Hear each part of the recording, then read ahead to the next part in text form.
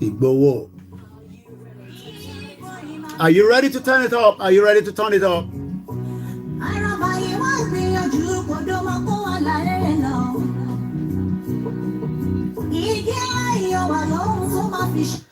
I'll be telling you the daily quote as well today and all the news and everything you need to know. But I say, as we welcome you, I say good evening and welcome to Starr Radio UK.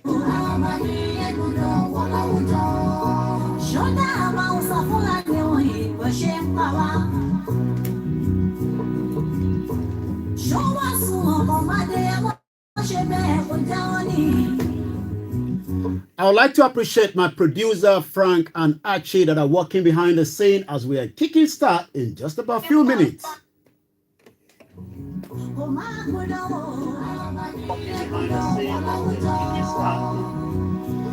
I say welcome. It is Niger Voices on Starr Radio UK every Wednesday, and this is the way you have to be.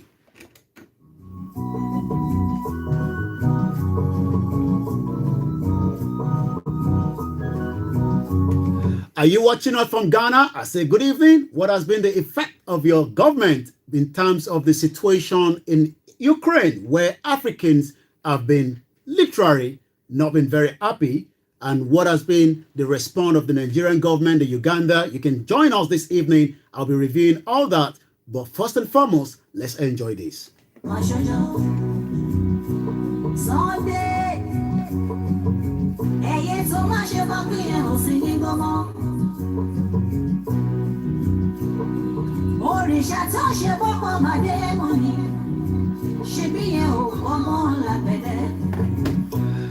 When the situation was about to start, American and the American government and likewise the United Kingdom and most foreigners that were living in Ukraine were told to leave in time. Did you get those messages from any African countries to tell you to get out of Ukraine before things get messy?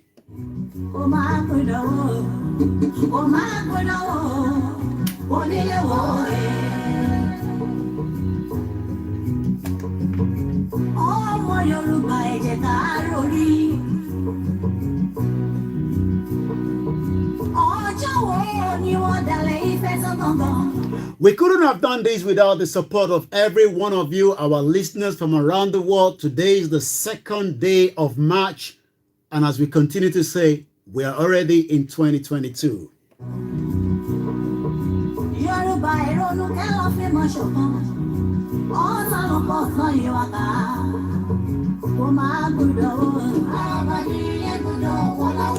We still have Chief Sunday Adeyemo Igboho being held in Benin Republic. We have Mazin Kanu in Abuja.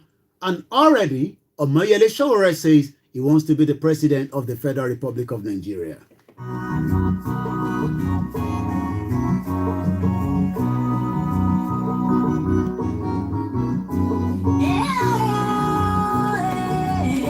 This is called Niger Voices every Wednesday from 6 p.m. to 8 p.m. We tell you all the updates that you need to know about the happenings in Nigeria and outside Nigeria. But this evening, Africans in Ukraine war zone. What has been the response of African leaders? Has anybody been evacuated? We do know that the Nigerians say they'll be evacuating Nigerians out of Ukraine or Romania or Poland. What has been your reaction for the Africans studying, living in Ukraine?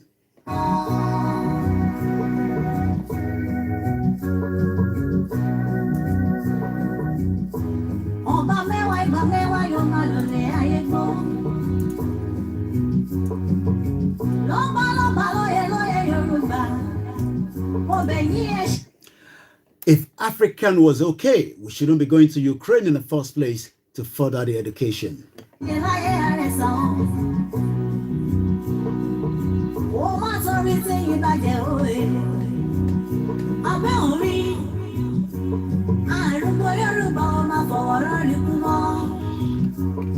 At some point, University of Ibadan was a top-notch university. You wouldn't have to go and do further education in a country like Ukraine. But the reason why we have a lot of Africans on some other continent that are studying in Ukraine, because they have a very good medical education. that you that want to be a doctor, a surgeon, that is the reason why Africans are going to Ukraine. But since the last 6 days, it hasn't been going well for the Africans in Ukraine.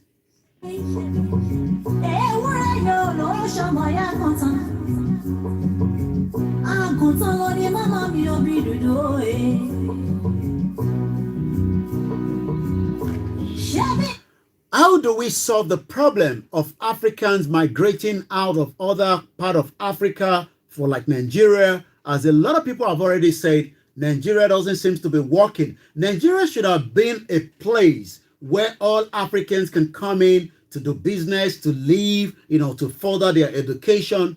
But Nigeria itself doesn't seem to be working.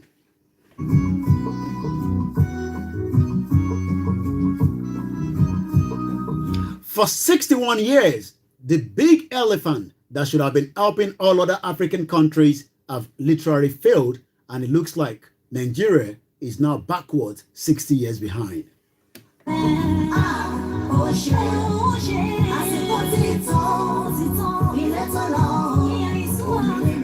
Let's leave the music. We come back to that. That is Janet, and that is Arabani. And I say once again, a very good evening and welcome to Naija Voices. There's a lot to discuss tonight. A lot of Africans are asking the questions, but we can't get the answer. But I hope tonight you will be helping me to get the answer to the question that I want to ask. And that question is, what has been the response of the African leaders in terms of support, evacuation of Africans that are living in Ukraine that eventually found themselves in the middle of a war zone? Do you have anyone in there? Is your friend in Ukraine? Have you been able to reach out to them? Have you been able to get in touch? Let's now ask the same question. The response of the international community. Do we have the same response to the IDP camps all over Nigeria? Or is it just a different war zone, completely different from the situation that is being played on the screen across the globe? My name is Àkoikimedia, and I welcome you. I say good evening as you're joining us. We will take a short interlude, and when we come back, we will continue again. We couldn't have done this without the support of my engineer that is working behind the scene. But today's quote that I have says, let's look at the quote. The quote that we have today says, great men passionate to light the world. Great men. Are you going to be one of those great men or great women to passion this light of this world? Or do you sit behind the fence and allow a lot of injustice, especially in Nigeria, that is taking place? Is Nigeria really under pressure? Which way, Nigeria?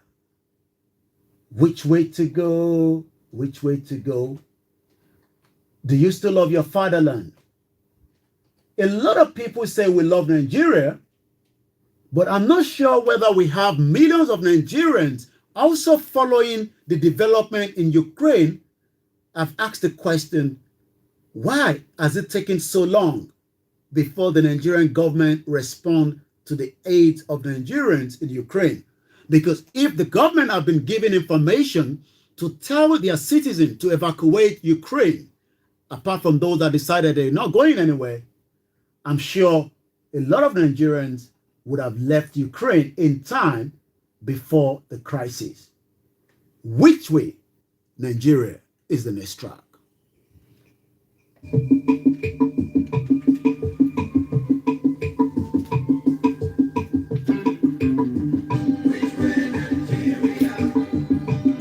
Which way, Nigeria? Who remember the song? Who remember the song? Are you sure you still love this, your fatherland? Especially those that are saying a self-determination, a total opt-out of Nigeria is the only option. have you looked at the new updated version of this Constitution Review Amendment where the senator are saying out of the 68 exclusive list, we can at least deal with the 49. Do you now say that you're more than happy that since they've amended the 1999 Constitution, that is more than enough for you to say people should go and vote? You know my stake.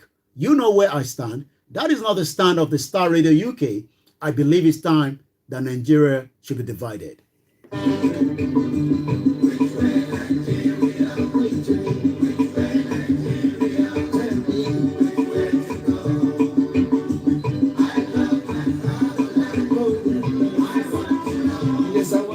It is called Starr Radio UK. Let's leave that for now because there's a lot on the table that I want us to discuss tonight. And I'm going to be needing your help for those of you that are listening to us. And I hope you can all hear me loud and clear from wherever you're watching us this evening. Nigerians have asked the question a lot of time. And I've been able to ask the same question. Why has it taken it so long that people that have the know refuse to tell Nigerians the truth? What am I trying to say here? We have a country that was put together in 1914. And in the hope that the union will work in 1960 when we eventually got the independence. But all we've seen now is that there is more trouble and there is more problem. As I speak to you tonight, millions of Nigerians from the southwest to the southeast to the northern part of the country have not been able to purchase petrol. And the reason for that is nothing more than the refinery that has not worked for a very long time. I'm talking about a Ford refinery that is giving us nothing apart from billions of naira being spent on this refinery. For those of you that might not understand and you are not from Nigeria, let me help you out a little bit. Nigeria, it's meant to be, according to OPEC, according to the international community, a country that has almost the 6th largest crude oil in the world. We have not been able to refine this this crude oil, and that means we have to take it out to other countries. But if you have been following Nigeria, people will say, your country is wealthy. Your country has vast amount of gas. Your country has the landmass to crop. Your country have everything you can think of. But Nigerians are still not able to benefit from the crude oil. Nigerians have not been able to benefit anything in the last 61 years of what we called the independence. So these get a lot of people confused, especially those that are not from Nigeria, because they are unable to understand that why should you come out of Nigeria to live in United Arab Emirates?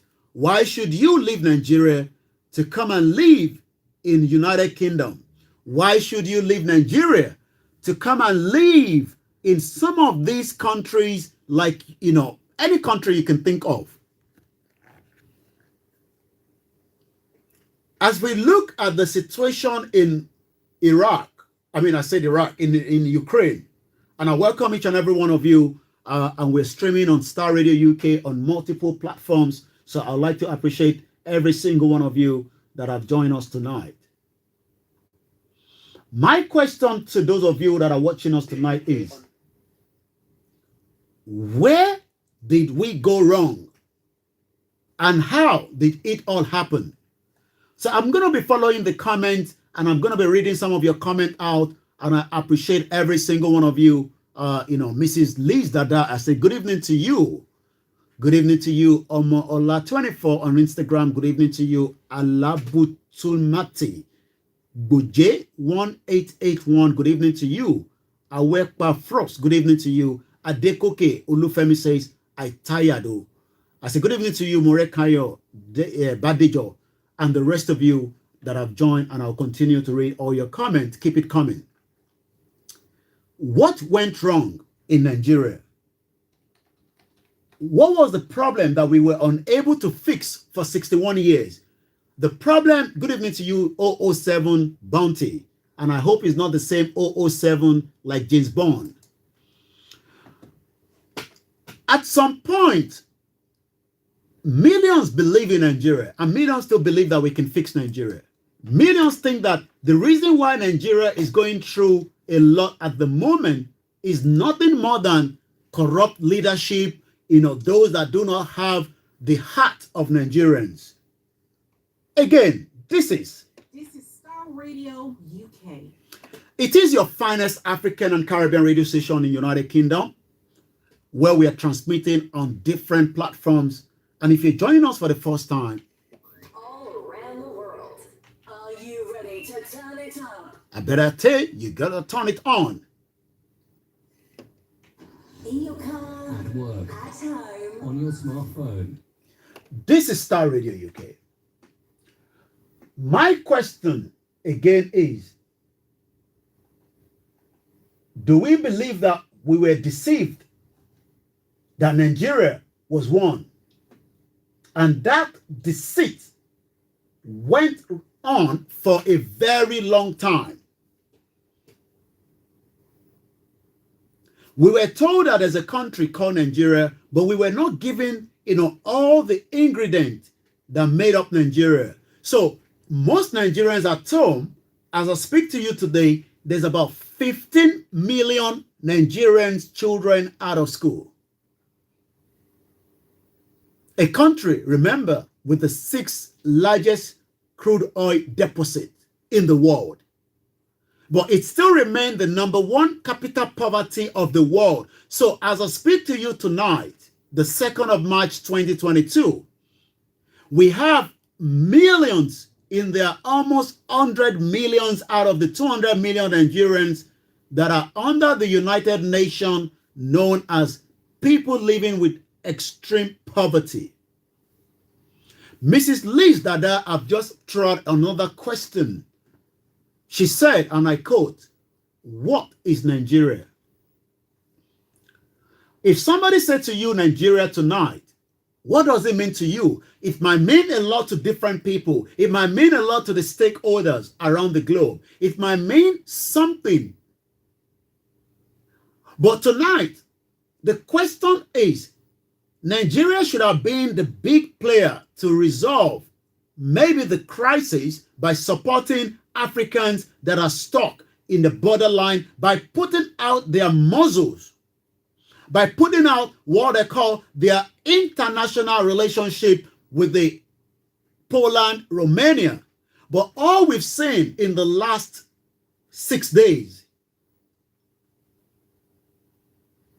is the torture, abuse, the racism of Nigerians and other African countries living in Ukraine, but the war caught up on them.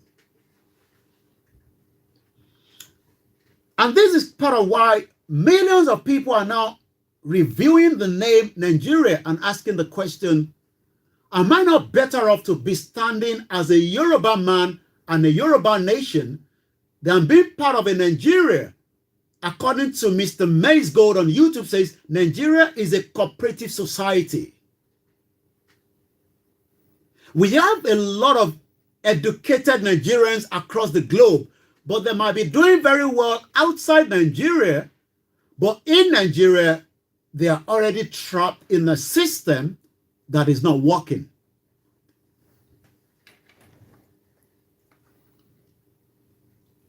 A very good evening to each and every single one of you.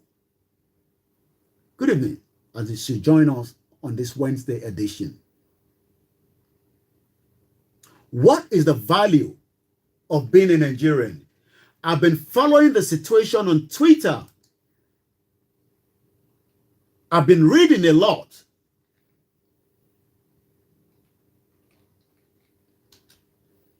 Africans have been abused again in the 21st century. Some of what we saw played out in those borderline is not something we expect to be seen in the 21st century. That means as we Africans, we are not people of concern, even though most African countries have abundance of different natural resources. But because we are all trying to find a better way to get a better education, we have to leave the shore of Africa and travel to wherever we can find it. If you can afford, just as the Minister for Education in Nigeria, that the son graduated here in the United Kingdom. But as I speak to millions of my listeners from around the world tonight, Nigerian students are currently not in school. They are out of the university because the federal government of Nigeria cannot find the solution to resolve the problem between the federal government and likewise the ASU that represent all the university in Nigeria. So that literally means that for the last 10 days or less than that, most students are now at home because the university is shut down.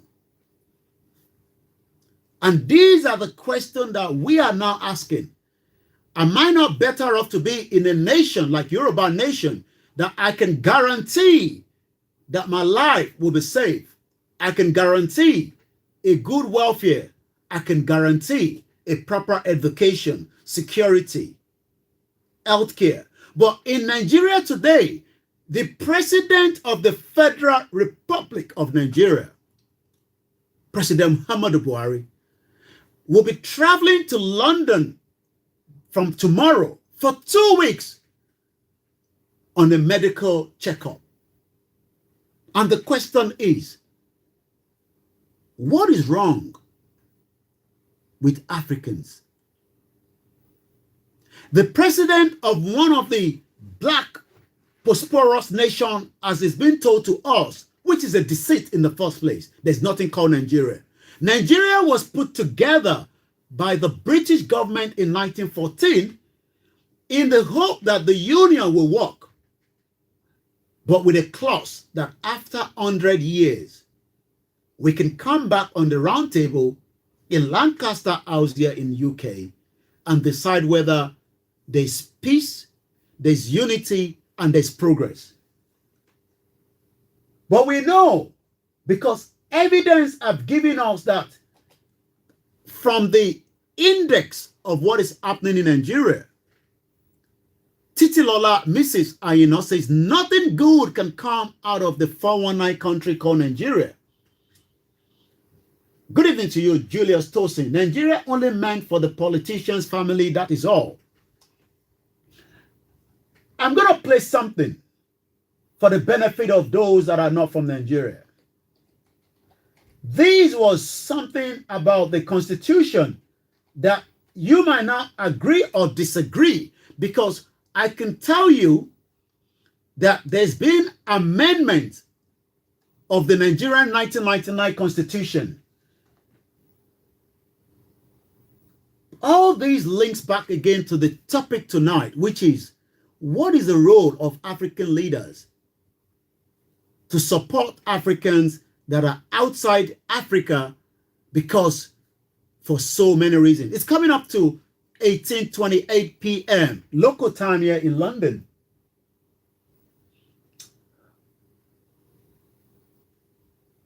And the question is, do you think that Nigeria, now that we've got this constitution amendment, will solve our problem?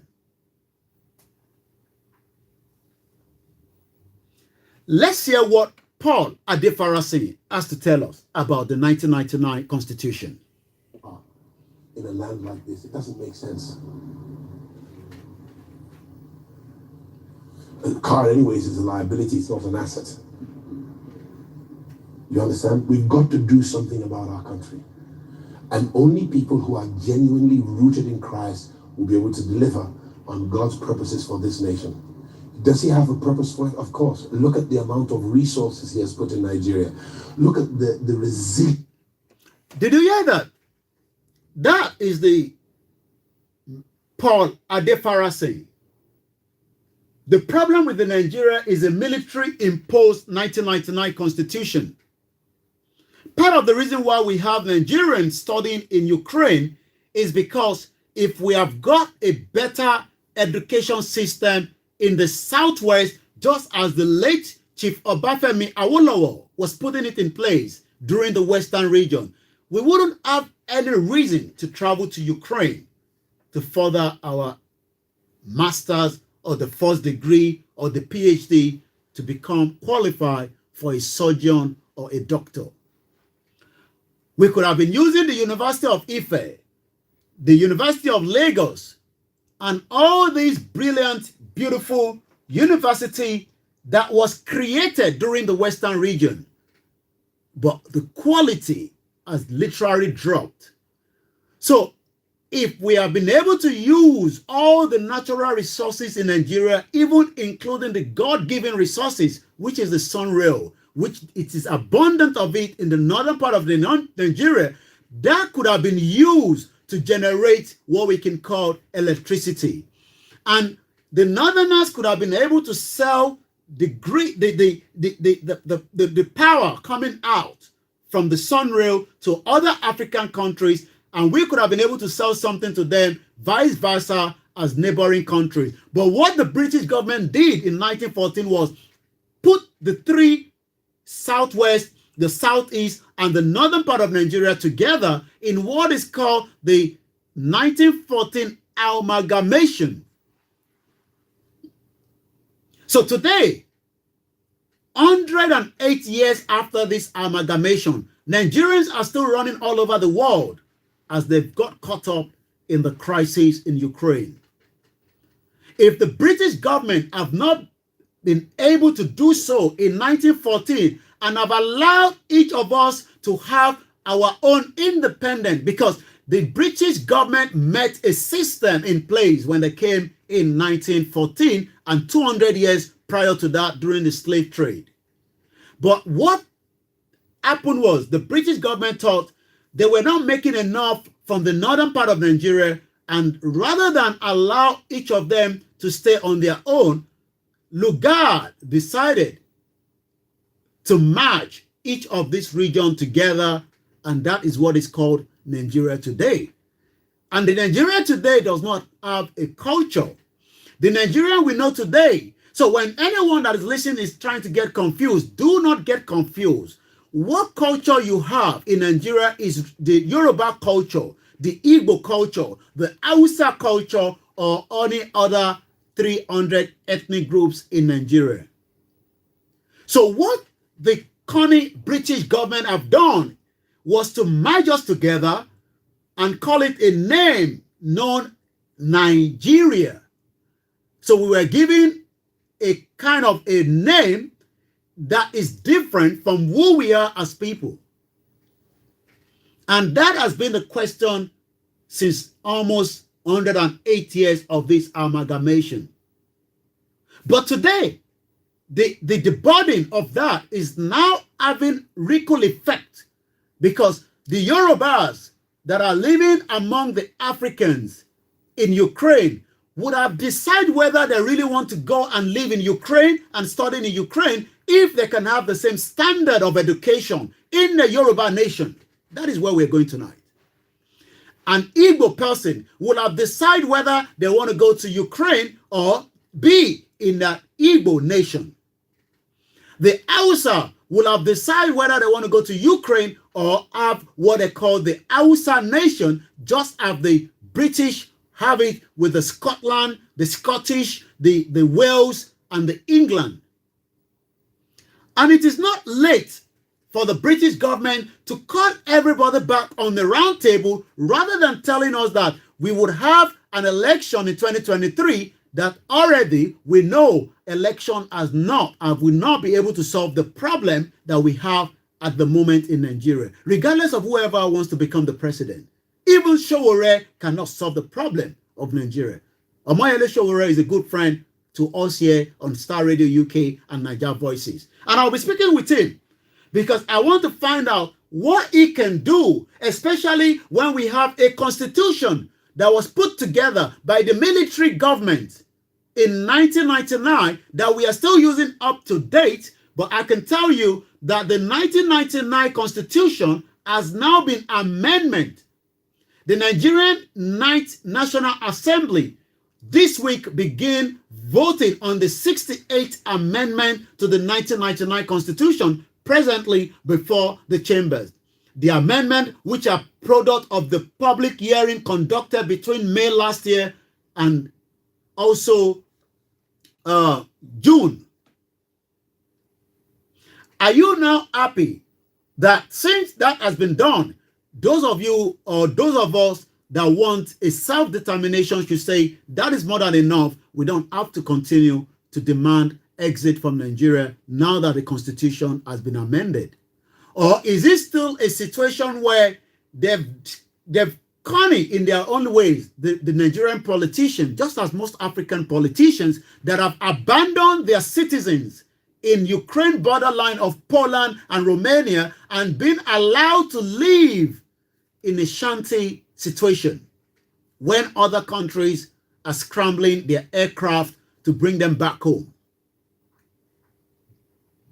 A very good evening to you, Mrs. Folashade Arisiola, and those of you, a very good evening to you, Mrs. Iyabo, too, and those of you that have joined us, Silver Official, and the rest of you as well. Sabitu Rafi, good evening to you. Good evening to you, Mrs. Festus, Fatusi, Elizabeth. Let's hear more from what Pastor Paul Adefarasin had to say on this same constitution that we are still discussing. Let's go a little bit more. Look at how Nigerians are succeeding everywhere in the world, whether they left Nigeria 400 years ago or left Nigeria on a plane 50 years ago. They excel. We're at the top of the treasury in the United States. We're at the top of the World Bank. The list is very long in all the sciences and in all the arts. So the problem is not Nigerians. It is Nigeria and its constitution. The document upon which we were formed was a few soldiers who put it together and their surrogates. It was a few soldiers that sat together and decided that we will give you Nigerians, about 200 million of us, a constitution that has now been used to swear in the first president, the former President Olusegun Obasanjo, up to President Muhammadu Buhari. Even Sowore wants to contest under that fraudulent constitution. Even Tinubu wants to contest under that fraudulent constitution. Kingsley Moghalu, Anyanwa, and likewise also Dele Momodu. They all believe that by contesting under this 1999 military decree, the situation will be resolved. And my question again is, why have the African leaders abandoned their citizens in Ukraine? If you're joining us for the first time, it is called Radio UK. This is Starr Radio UK.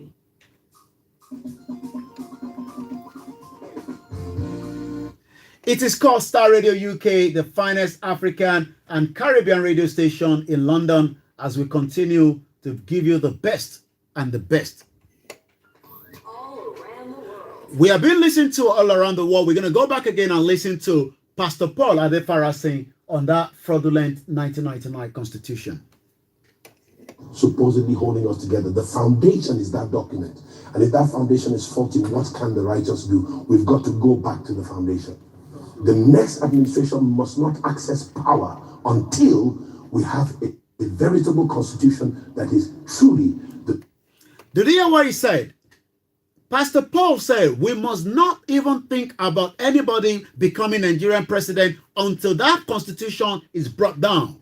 But what they've done now in their cunning ways, the politicians in Nigeria, They've gone to say, well, we've consulted with Nigerians that are not happy with the 1999 constitution. There's so much power in the federal, there's a 68 exclusive list, and we will amend it, we will discuss it, we will bring it on the table. Let me tell you part of those 68 exclusive lists that we talk about. It's called those exclusive lists that do not allow your governors in each of your state, from the north to the south to the southeast, to even touch those resources underneath as well. Abrogation of the state joint local government account. This seeks to, among others, provide for a special account into which shall be paid all allocations due to the local government councils from the federation accounts and from the government of the state to engage the engagement, their financial autonomy. So each of your local government, the 774 local government, do not have their own full autonomy. Just as we have here in United Kingdom, in England precisely, each of our council have autonomy to decide how the money given to them can be managed, how the money given to them can be making sure that everybody living in each of the local government are well taken care of. But it's a reserve in Nigeria. It's not like that. If you want to join the studio line, I'll be giving you the number to call. Please do not call our mobile number, because that is not the right number if you'd like to also add your voice into the program. So I'm going to be releasing the number in just about a few minutes. Just bear with me. Once again, a very good evening to those of you that have joined us on Starr Radio UK. It is the finest African and Caribbean radio station in London. So I'm going to give the number. Just bear with us. The number will probably also come up on the screen in just about a few minutes for those of you that are watching us on all the platforms from around the globe. Nigerians, it is time you start asking those questions.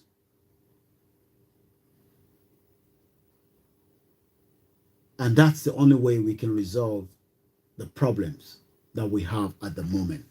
Let's get to listen more to Pastor Paul Adefarasi. We the people. You hear what I'm saying to you? Anything else is a fraud. Nigeria is a scam. It's a scam, and it's perpetuated itself. Did you hear what he said? And I quote him there. Pastor Paul Adefarasi said, Nigeria is a scam. Do you agree with him on that? If you're trying to get to the studio, this will be the number, because we do know that one of our numbers was upgraded. So let's give you the number for those of you that want to call into the studio to have a conversation with us tonight. 0203 371 1882. I repeat the number again. 0203 371 1882. If you're calling from outside Nigeria, from outside United Kingdom, it's going to be plus 44 20 33 71 18 82. That is the number if you also want to join in the conversation. How do you feel when you saw the situation happening in Ukraine?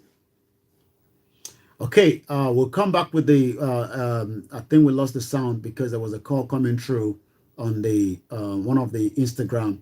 So let's restart that. But those of you that are watching us would like to appreciate each and every one of you. There's a lot happening in Nigeria. And the reason why all this has taken place for so long is because millions of Nigerians thought they would also play the politics along, and that will be able to give them the opportunity to walk and bring the reality of the diligence of politics to Nigerians. But all we've seen is Nigerians have waited for a very long time. But Pastor Paul Adefarasi just said, and I quote again, that Nigeria is a scam? Do you agree with him that Nigeria is a scam? Because the reason why Nigerians are all over the world, even up to Azerbaijan, we have Nigerians living there. Because you might want to ask yourself, why should somebody leave Nigeria, a country full with milk and honey, to go and live in Azerbaijan? Thank you very much, those of you on the Instagram, and we're sorry for that short loss of sound. Let's complete what Pastor Paul Adefarasi was saying. It's time to do something about it. No politician has a right to talk to us on this matter unless they believe as we believe. On this matter, Nigeria can... Pastor Paul said no politician should even discuss anything. At exactly 7 o'clock, we'll be discussing those that have been kept in Benin Republic. Chief Sunday Igboho will be discussing Nnamdi Kanu. We'll be discussing all the human rights activists in Nigeria that are being chased away or being locked up by the Nigerian government, and also the massacre, the killings of innocent Nigerians by the terrorists. Likewise, the killing of innocent Nigerians by the military in the southeast of the country that is not being reported across the globe. Let's come back. Those of you that are watching us on Instagram, on Koiki, you'll have to move to Olayomi Koiki, where you can continue to watch the broadcast, or you can also join us on Starr Radio UK or all the other platforms, because we're going to have to turn that off in just about a few minutes. Let's go back and listen to Pastor Paul. The problem with Nigeria, for me, is not just the military constitution, it's also the fraudulent amalgamation that took place in 1914. Get better and she can win. Most of the people that go into political endeavor, I will spare them words today. But I have very little respect for a political class who do not deliver with an understanding that they are servants of the people and servants of God. And they should do what God wants. We are suffering in Nigeria in our hundreds of millions, whereas we need not to. We could easily be one of the top 3 countries in the world with the kind of resources we have. And it's about... Did you hear what he has to say? We could have had enough to go around. But rather than have enough to go around, the politicians have kept that among themselves and their loved ones and their families, and the rest of Nigerians are just scrambling to get whatever they can get, and that is why they are poor. And that is why we are saying and asking the question, is Nigeria a fraud? Is Nigeria a scam? And if Nigeria is a scam, what should we do? People are saying that we need a referendum so that we can decide, just as the British citizens decided whether they want to be part of the European Union or not. Once again, this is Starr Radio UK. It is called Starr Radio UK. It is the finest African and Caribbean radio station in London. You can join me here every Wednesday between 6 p.m. and 8 p.m. on Wednesday. Or you can also join me on the morning show from 11 a.m. UK time, where we give all the update from Nigeria. There's a couple of situations that we saw on Twitter. The response of the way Nigerians were treated and other African countries. But before I go on that particular area, let's hear what the Minister for Education in Nigeria had to say. The Minister for Education walked out of a conversation between himself and the student. Why was that? What was the reason? The reason is because the minister believed that he cannot be told what to do, how to do it, what to say, especially with the situation of the let's bear with me. This took place just a couple of days ago when the minister was said to have, the minister was asked that your son schooled outside Nigeria has to strike after initial walkout. Education minister meets with the protesting student. That was let's get this. Let's see if we can get the the soundtrack of that. Once again, I say good evening and welcome. Why would a minister of education, because that's why a lot of Nigerians are outside Nigeria in the first place, because they will believe that they can have a better opportunity outside Nigeria in terms of a quality education where there will be no strike. But we know that there's been a lot of strike in Nigeria lately. Let's go back to hear more from Pastor Paul Adefarasi. The national community know that they must be partial. Don't come and tell us that you're protecting democracy. Don't come and tell us that you're looking for free and fair elections. Which election has been free and fair in this country, except the closest to it, Abiola and Babagana Kinkibe, which was annulled? Let's leave that. Now let's listen to the conversation between the president of the National Association of Nigerian Students and the Minister of Education, Adamu, that walked out of that meeting. Let's listen to what they have to say. Revitalization of our institution, which is a key for every student to key into the agenda of ASU. But we want to know, you cannot be discussing about revitalization of our institution without Nigerian students being in that negotiation committee. On this note, Your Excellency, Honorable Minister, Nigerian students want to be part of this discussion. We want to really know what is going on between the ASU and federal government. These are two parents, but these two parents have disappointed us. And as such, we don't have any trust in them. Again, lastly, Honorable Minister, our message is so clear. We want federal government and ASU to find an equilibrium, to meet as a matter of urgency, to call up the strike. Why negotiation or anything else continue? We cannot be at home, like my colleagues have said. It's only Nigerian students that bear the blood. They say when two elephants fight, the grass suffer it. Like they have said, at the end of every tenure, at the end of every 4 years, Honorable Minister, this is your top, this is the second time in office. Your salary will be paid. The salary of the lecturer will be paid. We want to really know what is happening. So, if it is for us to take a cross on us, we'll be able to take that. So, we are tired of this incessant strike on our education sector. Nigerians should look at Nigerians who want to migrate from Ukraine back to Nigeria. It shows. You heard that there from the president of the Nigerian Association, student president.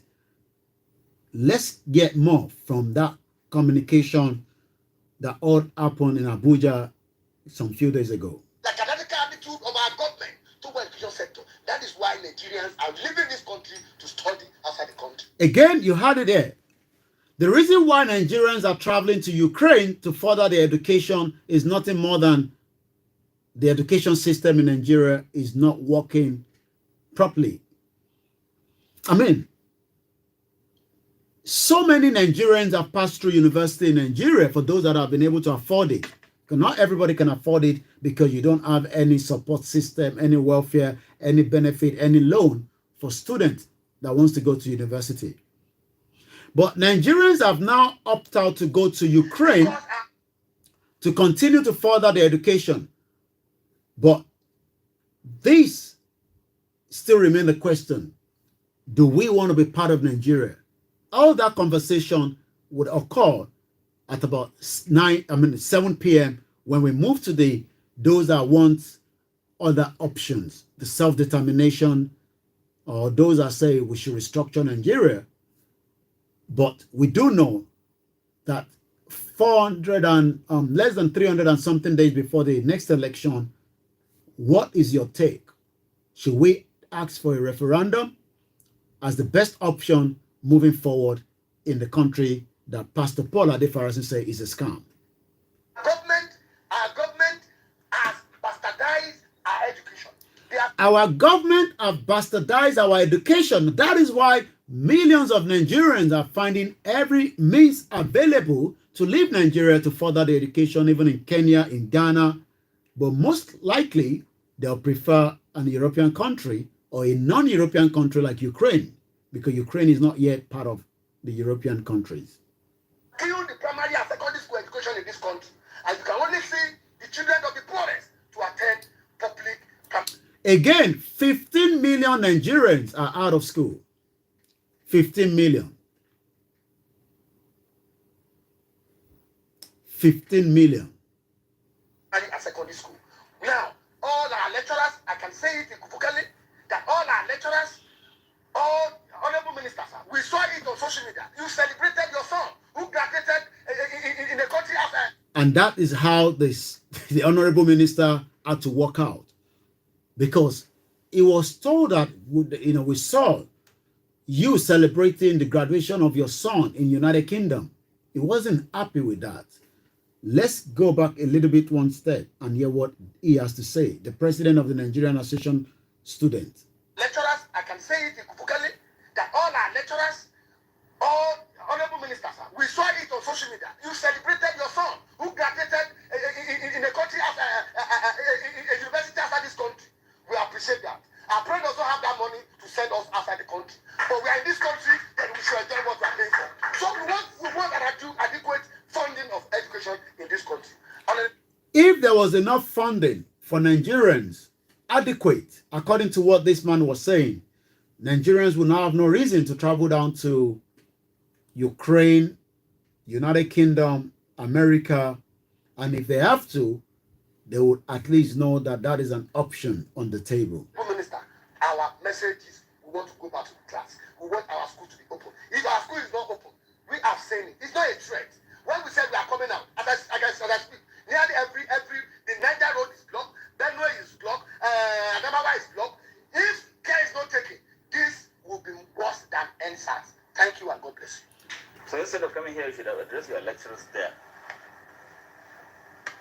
Perhaps the only point that you made that is worthy of even attention is you said students should be involved in this, and I think probably this is a very good thing.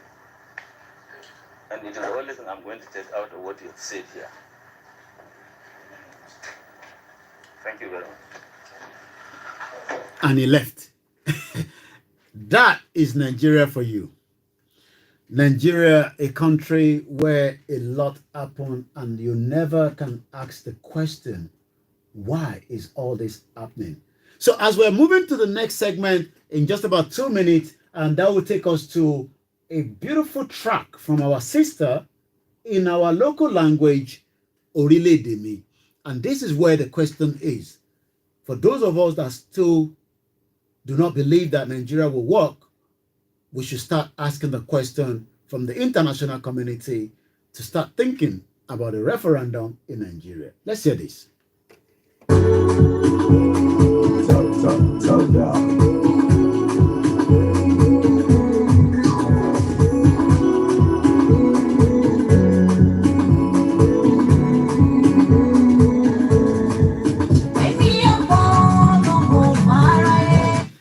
Yes, that is Orílẹ̀-èdè mi. As we're moving into the second segment on Naija Voices, is coming up to exactly 7 p.m.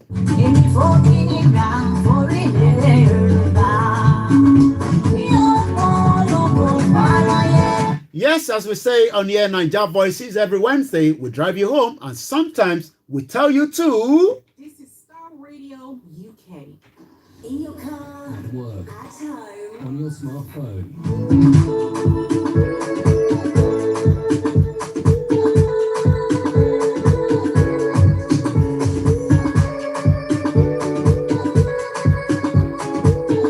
Those of you saying that 2023 election is the best option, you probably want to start asking the question, who is in charge of Nigeria?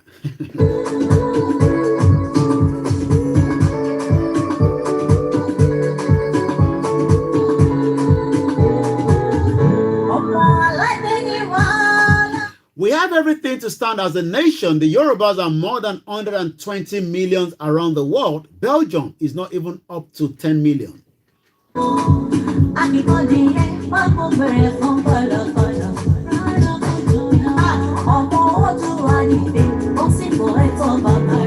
say very good evening and welcome to Niger Voices. It's exactly 7 p.m. here in London. This is how we do it every Wednesday.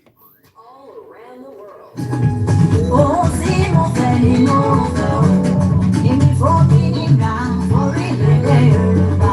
There's no point having a country that is as big as elephant and cannot even do anything. And that is why we are saying a self-determination, the campaign that has been going on for a very long time. I'll be giving you all the update on what you need to know. The question again is, what is going to happen to Mazi Nnamdi Kanu next court case in April?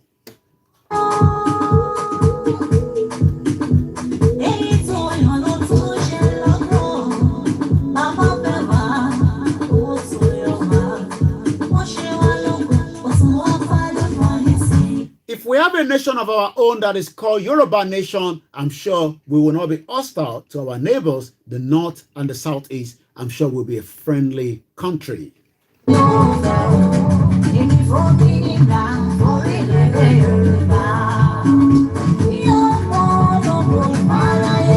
I welcome you once again. I say good evening, as we know that the problem in Ukraine is also going to increase our gas price here in the United Kingdom.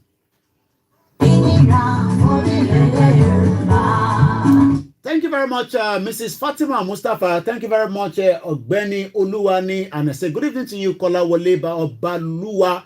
Good evening to you, Ojokata, grandson. Good evening to you, Mrs. Amina. Good evening to you, Bode Thomas.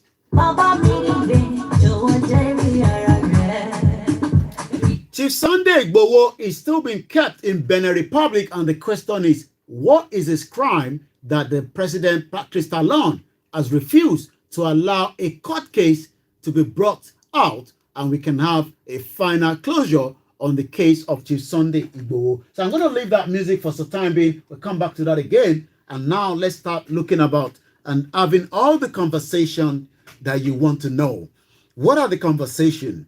This is where it's all happening. This is where you can find out. It's all going to happen here on. This is Starr Radio UK. This is Starr Radio UK. Are you ready to turn it on?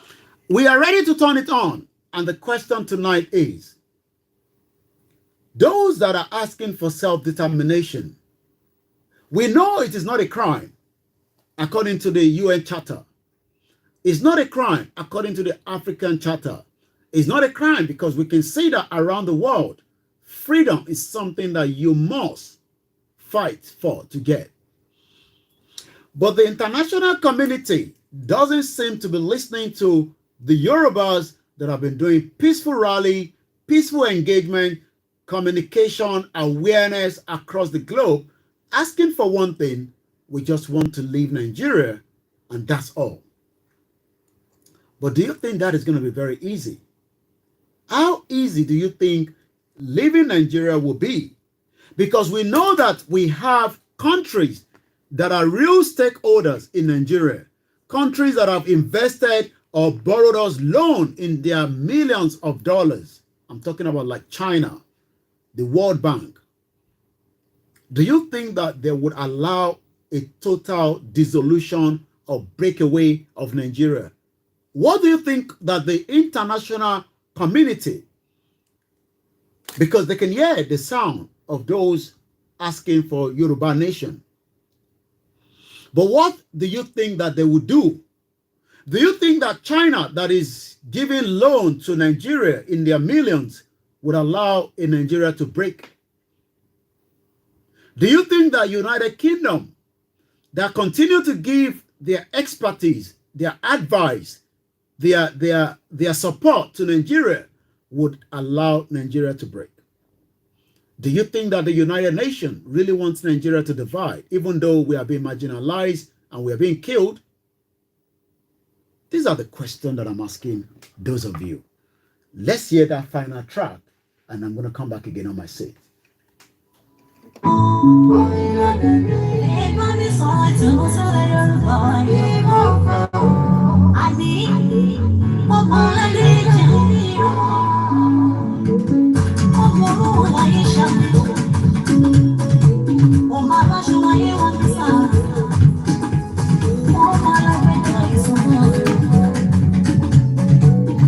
Yes, the question is that I'm asking tonight, for the benefit of those of you, I'm reading some of your comments as well, and I'll be putting those comments out. I say good evening to you, Mrs. Comfort Nikki. Welcome on board to Starr Radio UK. It is the finest African and Caribbean radio station in London.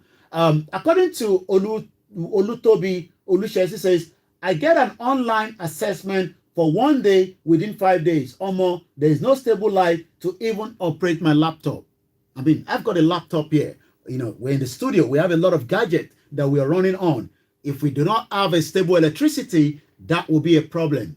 Good evening to you, Adegbemi Adegbolahon. And also, I've got this comment that says, fuel scarcity in Nigeria is a crazy problem considering how Nigerians need fuel, not just for their cars and transport, but for a reliable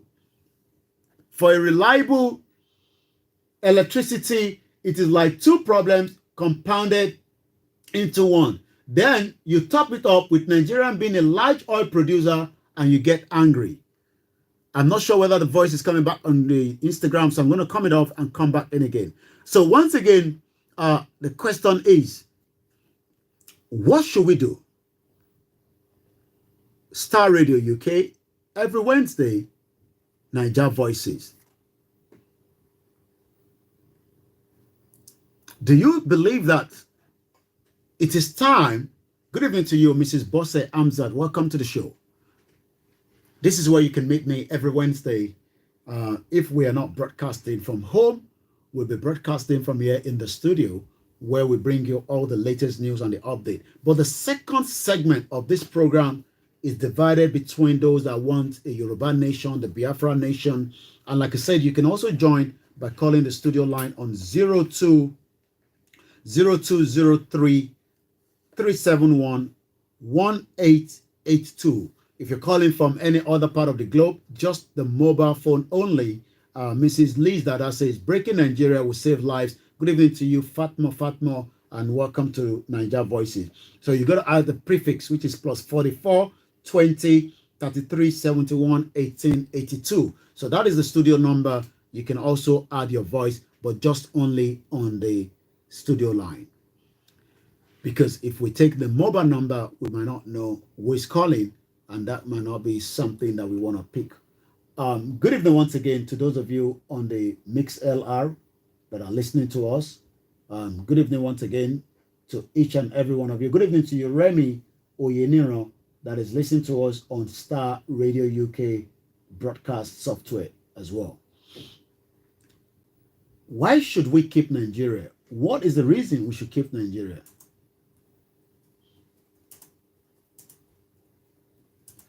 I'd like to appreciate my producer, Frank and Archie. Tomorrow is going to be the property hour. Make sure you tune in tomorrow. For those of you that are looking to buy property in UK, for those of you that wants to have property in United Kingdom, everything you need to know, you can have it there. Good evening to you, Mrs. Funke Iyalaje. Welcome to the program. We'd like to appreciate each and every single one of you that join us. I've been doing this for the last almost 5 years now, where we discuss issues affecting Nigeria. But at about 9 minutes past the hour today, Wednesday, the 2nd of March 2022, my question, you all know my stake. You know where I stand. I want a Yoruba nation. I don't believe in one Nigeria anymore. But those of those that still think that one Nigeria will work, we're saying to them, Nigeria was never a country. We were better off to leave Nigeria on a peaceful way. Let's just come on the round table, divide Nigeria, just as Nigeria was put together in 1914. But people are saying that, how do you think the international community will accept a Yoruba nation? We have about 192 countries in the world. Does it mean that all the 192 countries will be against us having a Yoruba nation? If ever we even have to declare it. If we have to declare Yoruba nation, do you think that all the 192 countries that we have apart from the two that has also been added from the domestic and lunistic from Russia, those have not even been given all the headways at the United Nations, but I'm sure as time goes on, they would have to accept them as a country. So do you think also that we should declare a Yoruba nation? And if we declare Yoruba nation, what will be the consequence of that? How will the world react to that? Julius Tosin said Nigerians can never survive in another 5 years to come, even if we keep Nigeria as one. I want to get your own comment. I want to read your comment. I want to see how your reaction is for those of you that say, we can work with Nigeria. Nigeria is going to be workable. Let us just give it some time. I don't think so. I think Nigeria has expired and we should just let it go. But the politicians are trying to hold on to one Nigeria, not for the purpose of fixing Nigeria, but for their own selfish gain. And they do know that. You cannot fight the politicians because they've stolen so much wealth. So for those that are saying that Omoyele Sowore, will be given opportunity, Omoyele Sowore came out in 2019. Nigerians did not vote in. Rather, they voted for Buhari, and Buhari is back in London from tomorrow for what we call a 2 weeks medical break.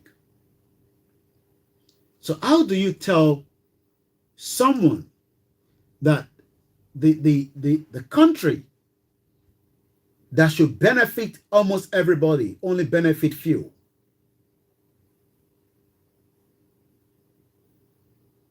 And this is why we are saying that we can tell the countries that love Nigeria that we, the real owner of the land, do not love Nigeria anymore.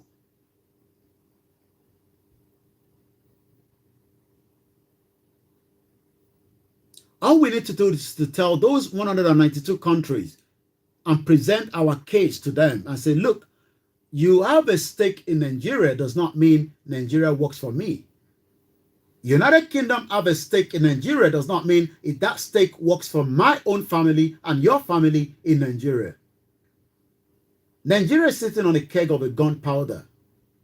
But the world is keeping mute and moving away and shying away from the reality that the country called Nigeria is sitting on a keg of a gunpowder because there's no unity, there's no progress, and there's no peace in Nigeria.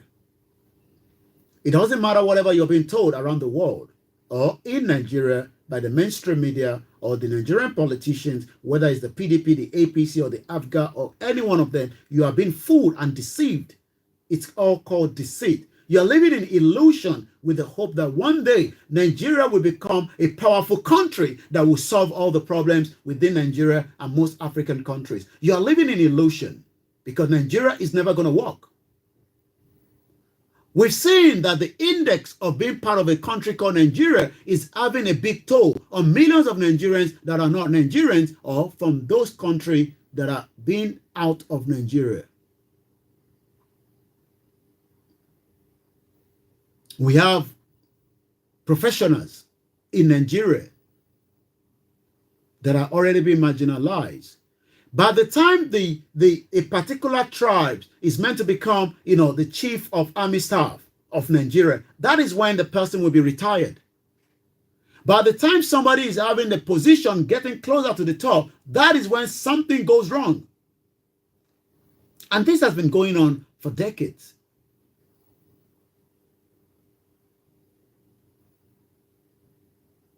Buhari coming to UK is part of a game plan to prepare for the 2023. That is my own take on that. I don't think he's coming here for a medical checkup. He's just coming to have a round table discussion with the UK government and the Queen in how they will keep that country called Nigeria together, because already even the Chief of Defense Staff say the politicians are pushing them towards a coup. Do you think that there will be a coup in Nigeria and that will just suppress all the agitation for self-determination movement?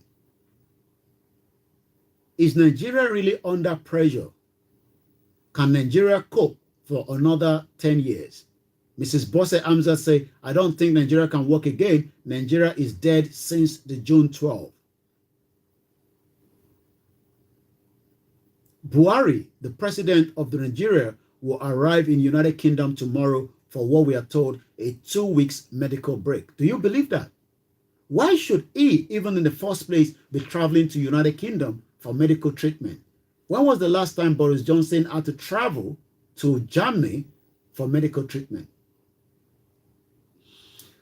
We have a big problem, but every one of us is shying away from this problem. Chief Sunday Igboho rose up to say that enough is enough of the killings of my people. And I'm going to play a video on one of the interviews that Chief Sunday Igboho gave last year when I was at home. Play a video on one of the interviews that Chief Sunday... Bear with me. Sorry about that. This interview that I'm about to play was an interview that Chief Sunday Adeyemo Igboho did while I was in Nigeria. Why are Nigerians not really getting the picture that Nigeria is not designed to work? Nigeria was designed to fail. Why do we still believe that Nigeria will work? A very good evening to you, Omo Igesi. Say Yoruba nation not going back no matter what happened. Eitan Tosin say good evening, White Lion. I say good evening to you from the studio. Millions of Nigerians are trapped, but they are non-Nigerians. They are meant to be called Yoruba nation and other nations, because we know that 17 minutes past. As we're getting the video ready, I'm asking the question again. Who is Nigerian? Let's hear this first. This was one of the rallies that took place in Ekiti State.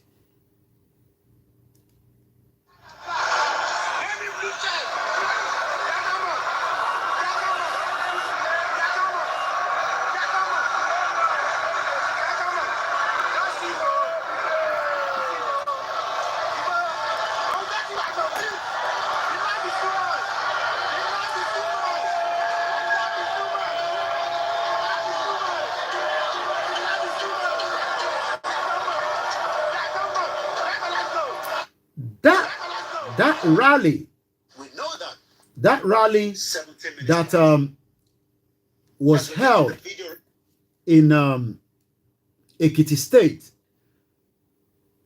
was a very powerful rally.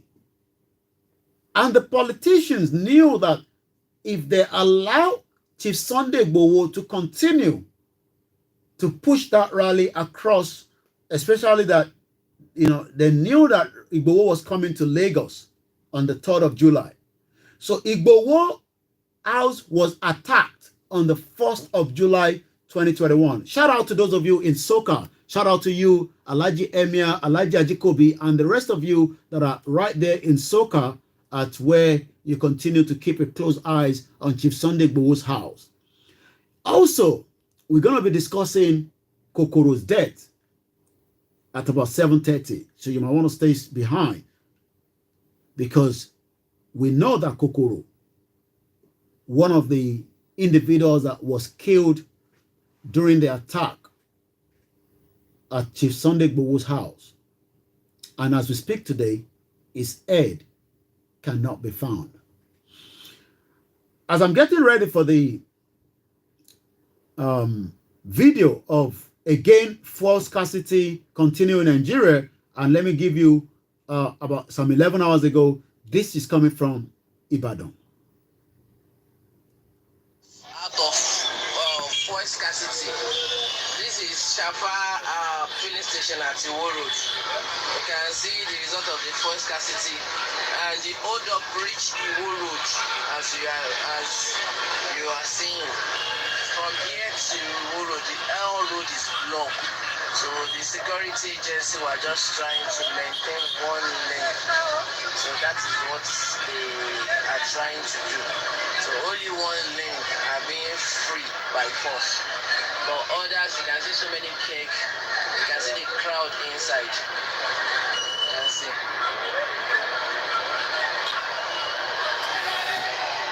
That is Iwo Road.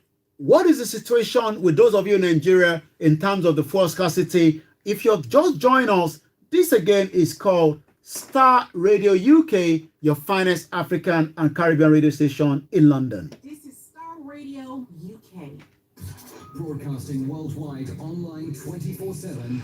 Shout out to those of you in Idiroko. Shout out to those of you in Ekiti. Shout out to those of you in Phase 2, Jakonde Estate. Shout out to all my friends in Ogun State, in Abeokuta, in Ibadan, in Oyo, in Ondo, in Kogi, in Kwara, in Lagos. Shout out to all our listeners in America, in Canada, in Thailand, in Malaysia, Australia, New Zealand, in Germany, in Spain. Shout out to those of you in Turkey. Shout out to those of you in Benin Republic. Shout out to those of you in Togo, in Ivory Coast, in Sierra Leone, in Liberia, in Libya. Shout out to those of you in Kuwait, in Iraq. We have listeners as well in Malaysia. Shout out to those of you in Oman, in Saudi Arabia. Shout out to each and every single one of you. And this is Broadcasting worldwide, online 24/7. This is Starr Radio UK. The best radio show. Once again, I say good evening and welcome back again. So, I'm getting the video that I was discussing regarding, Chief Sunday Igboho. I was showing a couple of, short videos of my trip on the airline, and you could see the question, for how long do we have to wait before we can get a better development?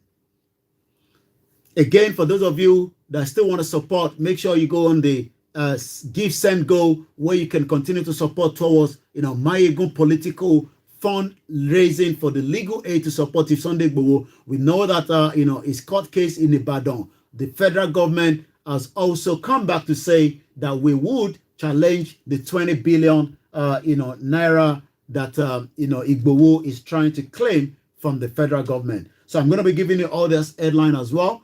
We are just about 7:22 p.m. here in the United Kingdom, where we've been transmitting for the last 1.5 hours. So again, if you're not aware, the federal government, Showore says, what I would do to Nnamdi Kanu Sunday Igboho if elected as the president of the Federal Republic of Nigeria. Let's read what Omoyele Showore has to say. He declared his intention to also become the president of the Federal Republic of Nigeria. A presidential aspirant and a human rights activist, Omoyele Showore has unveiled his plans for Nnamdi Kanu, the leader of the leader of the indigenous people of Biafra, IPOB, and Chief Sunday Adeyemo Igboho, the Yoruba Nation agitator. Omoyele Showore disclosed that he will release Nnamdi Kanu, Igboho, and other agitators if elected as the president in 2023. The publisher of the Sahara Reporter disclosed this in Abuja yesterday, said he will release all political prisoners. So that is coming from Omoyele Showore. Quite a lot happening. Again, we do know that a court case was filed on behalf of Chief Sunday Igboho at the ECOWAS court, even though the Nigerian media wanted to put that as a situation that is not something that was done. I can confirm that that was done, so that will continue to give update. But 2 days ago, federal government and the Attorney General of the Federation, the DSS, have now appealed the 20 billion naira judgment filed against them in Ibadan. So let me give you the latest on that for those of you that have not been aware. The Attorney General of the Federation Abubakar Malami, Senior Advocate of Nigeria, and the Department of the State Service, DSS, have appealed an Oyo State High Court judgment that awarded 20 billion naira aggravated damages against them for the illegal invasion of the home of Chief Sunday Adeyemo, aka Igboho, in Ibadan, the state capital, on the 1st of July. Remember that the appellant in his notice of appeal filed at the Court of Appeal in Ibadan Division said they were dissatisfied with the judgment of the Justice A.I. Akintola on September 17. So the federal government is saying that we are not happy, even though 2 people were killed in Ibadan on the 1st of July. As we speak to you right now, they've not been able to release the body of Adogon and likewise Alhaji Fatai. We also know that the governor of Oyo State, Seyi Makinde, with his criminal gangs known as Auxiliary, killed Kokuru as well in Ibadan last couple of weeks. And when we were able to find the body of Kokuru, we realized that the body has been badly damaged, that we could only see half of the body. The head is no longer available. So the question then is, do we still want to continue in this kind of society, in this kind of system that have not just failed you, but have failed millions of people? And why should we want to continue with that? So this is why some of us are now saying, we've had enough of being part of Nigeria. It is time to say, let us leave Nigeria alone and come back.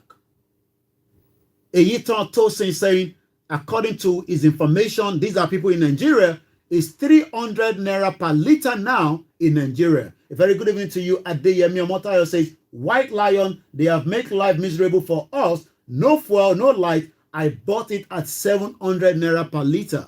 How many people can afford that?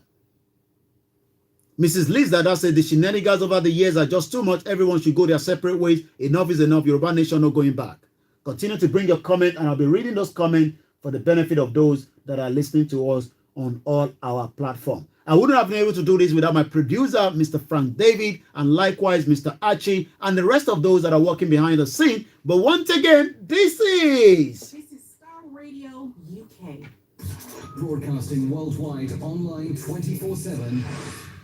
Are you ready to turn it up? Once again, I say thank you very much to all our listeners as you continue into the last half an hour of this program. Are you ready for it?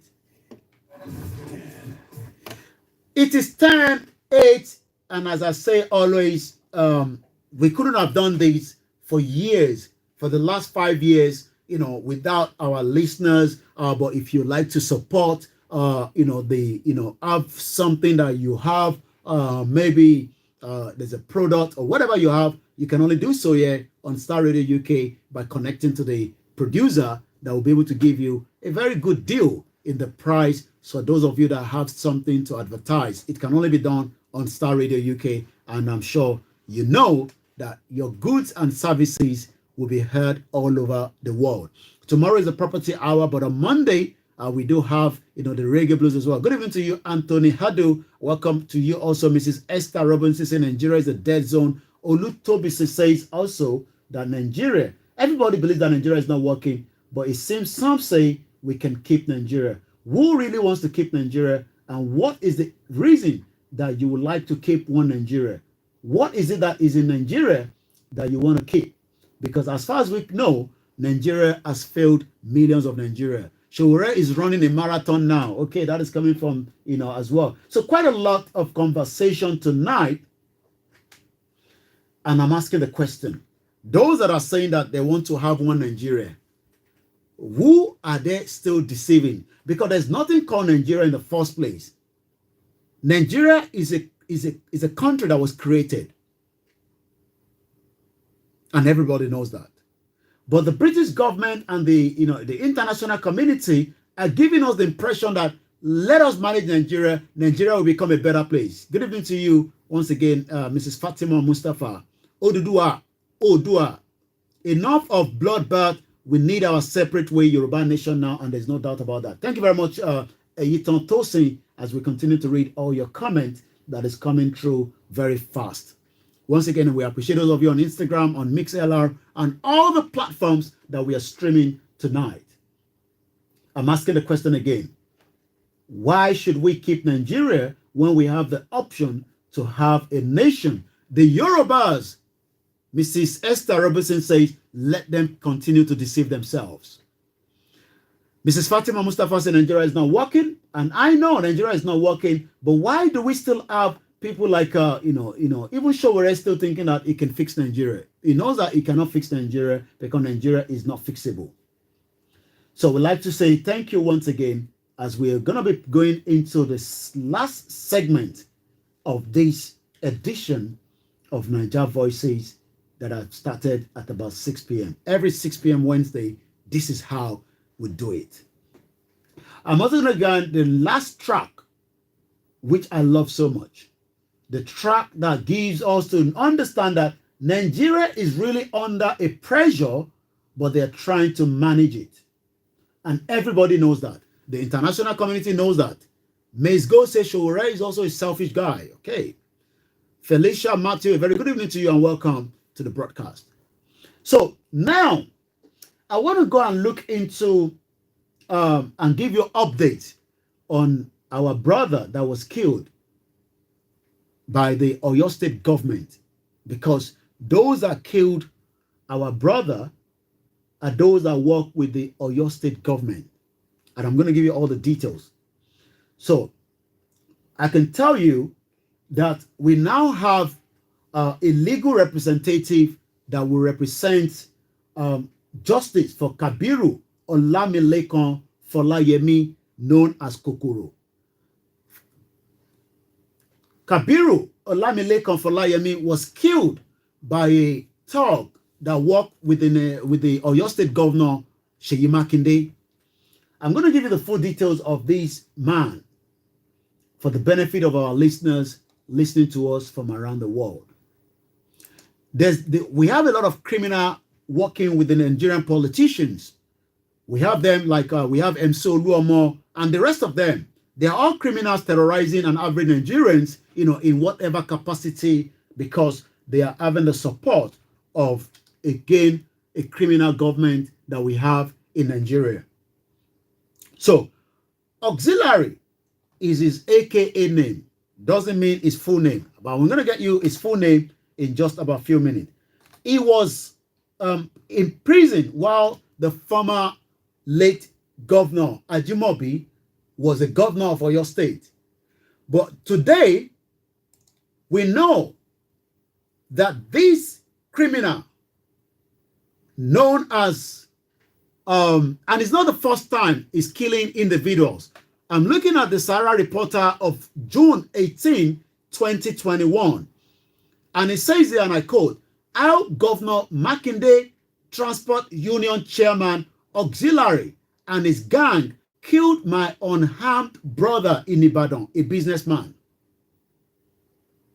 Showore will be in the studio with us. I can assure you before the end of this month runs out. I'm going to have Showore in the building.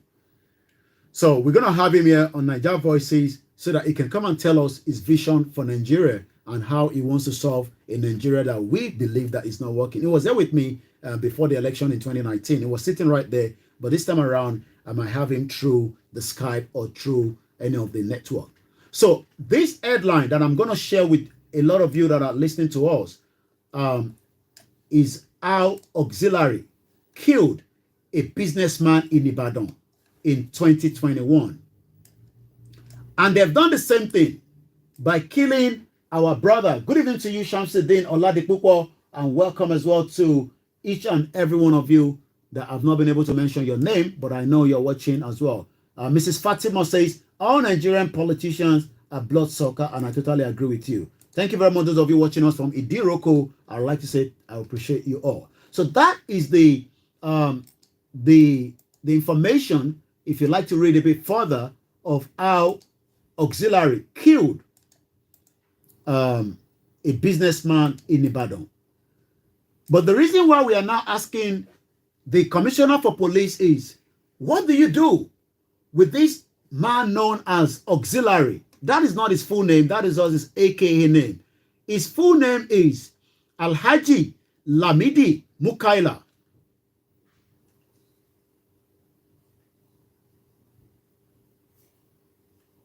Alhaji Lamidi Mukaila killed Kokuru. Yes, he killed somebody last year. And the information is on Sarah Reporter for those of you that wants to do a verification on that. Ahmed Aziz, of a manager of Iwo Road Complex. This was last year before he killed Kokuru.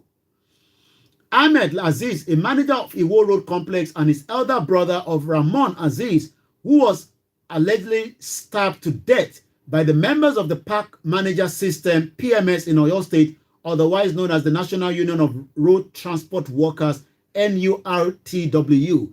Ahmed Aziz on Friday has said he was the one target for attack. According to him, it was allegedly the target of the chairman of the PMS of the state, Alhaji Lamidi Mukaila, aka Auxiliary, and his gang. Auxiliary was able to attack people that are living in Chief Sunday Igboho's house almost 3 weeks ago now. And the reason for that is nothing more than the hatred that the governor of Oyo State, Seyi Makinde, and his cabinet and the rest of those working with him have for Chief Sunday Igboho, because Seyi Makinde, the governor, was aware and knew that Igboho's house would be attacked on the 1st of July 2021. We have evidence to that. So the question then is, what more does Seyi Makinde want out of Igboho? Already, all the politicians from, all your governors and the senator, the House of Reps, have been able to make sure that they pin Chief Sunday Igboho into Benin Republic. And I'll be giving an update about Nnamdi Kanu as well in just about a few minutes. So what they've done is they've been able to pin Igboho into Benin Republic so that Igboho would not be able to return to Nigeria and disturb the 2023 election that is coming. So what Auxiliary is doing is working on behalf of Seyi Makinde, who is the current governor, and a very incapable governor, a governor that cannot save the lives of a citizen in Oyo State, a governor that allowed the Fulanis to go into each of the areas in Oyo State, in Iseyin, that we saw recently where innocent Yorubas were attacked. A governor that is meant to be the chief security that I call, as a useless as you can think of, that cannot have the guts to defend innocent citizens in Oyo State. I'm talking about Seyi Makinde. Seyi Makinde that cannot have the guts to make sure that the 13 innocent lives that were killed in Idiakwe, as we speak right now, there is no justice for any single one of them. Not even one of the criminals have been arrested. I'm talking about Seyi Makinde, the governor of Oyo State. All these governors that are as useless as tissue papers, that are as useless as you can think of, that you would think that they have the love of the people by deceiving innocent Yorubas, by putting on either Awolowo, the late Awolowo cap, or also the glasses of Awolowo. You will expect them to have the same mentality like what the late Chief Obafemi Awolowo was putting. You go to Ibadan, as I speak to you right now, and the whole of Oyo State, it is as dark as pitch. The road network is as poor, as bad as anything, but the gullible, innocent Yorubas still believe in them because they believe that things will turn around. Once again, this is Starr Radio UK. Broadcasting worldwide, online 24/7. Welcome. If you're joining us for the first time, this is how we do. Welcome. In your car, At work, at home. on your smartphone. We do know that, Kabiru Olamilekan was killed by Auxiliary Alhaji Lamidi Mukaila that worked for Seyi Makinde in Oyo State. I am not asking the question, is this how the Yorubas want to continue to entrap in a system that you cannot get justice? It's not just in Yoruba land. The same is happening with the Shiite in the northern part of the country. The same is happening in the Middle Belt. The same is happening to the Hausas that are now living in their millions in IDP camp, but the international community look at them with their color of their skin, because we saw how they've been able to play with the minds of those in Ukraine as we continue to ask the question. Nnamdi Kanu is still much alive. That is what is coming from his legal team after they've been able to have access to him, because the DSS have now become a new government of their own. So what can I tell you? The detained leader of the indigenous people of Biafra and the IPOB, Mazi Nnamdi Kanu, is much alive and still being detained in the facility of the Department of the State Services, DSS, according to his lawyer, Mr. Ifeanyi Ejiofor. That was 72 hours ago. Let me share this video, which you can only hear the soundtrack. This is the reaction of what the Nigerians and other Africans are facing for the racism on them.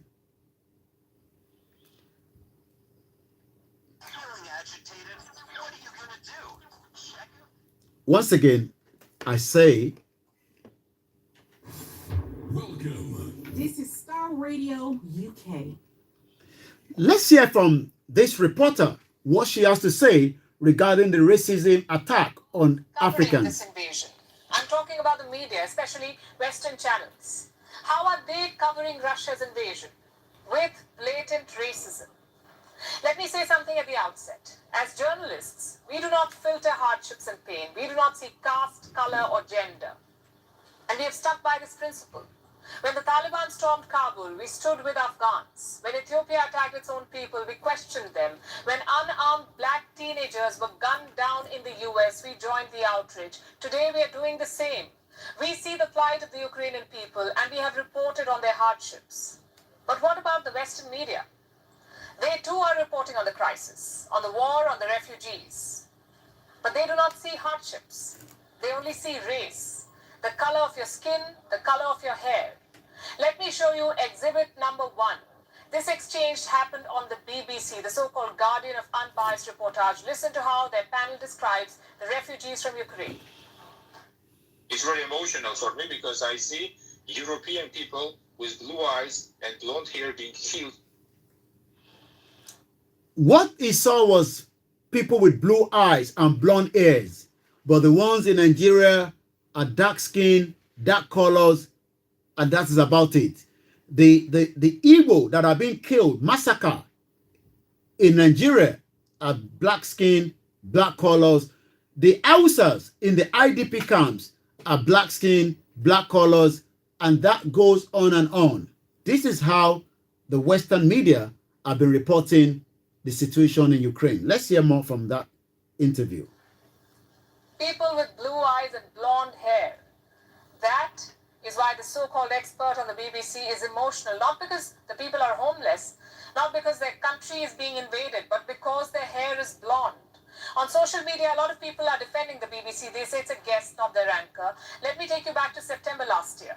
Another guest was speaking on the very same channel, South Asian expert Christine Fair. She called out Pakistan's links with the Taliban. Do you remember what the BBC presenter did? She shut her down. She said it was violating the channel's unbiased coverage. So exposing terror links is a violation. Blatant racism and white supremacy is fine. Gold standard indeed. Now for exhibit number 2, NBC News from the US. Listen to this. These are not refugees from Syria. These are Christians, they're whites, they're... An NBC reporter said these are not refugees from Nigeria. These are not refugees from Syria. These are not refugees from Iraq. These are white people, and the question again is because we have been part of Nigeria. If we have a nation of our own, we will not have any reason to be entrapped and be called and be abused as we've seen it happening in the borderline of this Ukraine that we saw in the last 6 days. Let's hear more. This is the NBC reporter. These are not people, from Syria. They are not people from Nigeria. They are not people from Ghana. These are refugees that are, white class. They're very similar. Very similar to us. How so? Because the Syrian refugees are Muslims, their skin is darker, their hair is not blonde. So Europe. So again, we don't have blonde hair. Our mothers, our sisters, our women, they got dark hair. They are not blonde. They don't have blonde eyes, blue eyes. So we are different from them. And that is why we must not be allowed to cross the border. But all this is happening because we have failed African leaders that do not have the guts to have come out. But rather, we have the president of Nigeria that will be in London in the next 24 hours for a 2 weeks medical break. Because the Syrian refugees are Muslims, their skin is darker, their hair is not blonde. So Europe does not want them. And remember, this is not being said at some white supremacy cult. This is happening on live television. Exhibit number 3, CBS News, another American broadcaster, their reporter is appalled by the war. Not because there is death and destruction, but because it is happening in Europe. Now, like Iraq or Afghanistan, this is a relatively civilized, relatively European city where you wouldn't expect. They are not Europeans because these Ukraine are not part of European or EU at the moment. But the reporter is already putting them in the same bracket as the EU, people that you can see as your neighbor. You can send goodbye to them. You can play with their dogs. But we have in Nigeria where the federal government invaded Chief Sunday Igboho's house, killed 2 innocent people. Imagine if the federal government was able to kill cats in UK. Imagine if Abuja house, that where we believe the president will be staying for 2 weeks. I hope he's going to be there. Imagine if they kill a cat in that Abuja house. What do you think would have happened? But cats were killed in Igboho's house. 27 people were killed in Nnamdi Kanu's house on the 2017.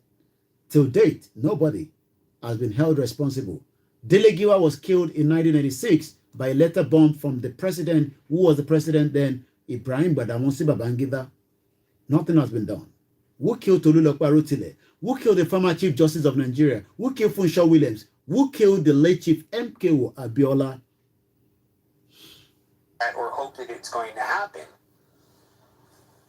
So Iraq and Afghanistan are uncivilized countries. Their people are uncultured. Their regimes. Maybe you've joined us for the first time and you're wondering what is going on here. This is Starr Radio UK. This is Starr Radio UK. This is Starr Radio UK.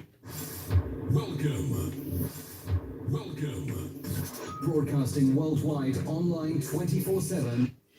We are online 24/7 where you can join us and have everything that you need to know about the Starr Radio UK. You can go on our website and you can find all the details that you need to know. We'd like to appreciate Oluolu Food. You can continue to follow them as well on their website, www.oluolufood.com, where you can find out everything you need to know when it comes to the African food in terms of the palm wine, the palm oil, the fufu, the peel beans, the gari, and likewise, their favorite one, the plantain crepes as well. So you can find all that details on their website, www.oluolufoods.com. Let's finish listening to that because we're just about 12 minutes before we sign out of here tonight. But be rest assured, I'll be back again same time next week. But we are not gone yet. And that is why I say, stay there. Let's continue to read some of your comment as well. So there's still comment that is coming through. Bishora Daniel says, Israel, how can you help us from this zoo? The only way we can help us is to help each other to continue to tell somebody that the Yorubas are no longer interested to be part of a contraction or a scam, according to Pastor Paul Adefarasin. So Iraq and Afghanistan are uncivilized countries. Their people are uncultured. Their regimes are irresponsible. So they deserve war. They deserve hundreds of bombs and years of occupation. What about Ukraine? According to CBS, no. Ukraine does not deserve war or hardships because Ukraine is civilized. And now for the final exhibit. This one is not from the West. It is from Al Jazeera in Qatar. This anchor simply cannot comprehend the idea of European refugees. What's compelling is just looking at them, the way they're dressed. These are prosperous, I love to use the expression, these are prosperous middle-class people.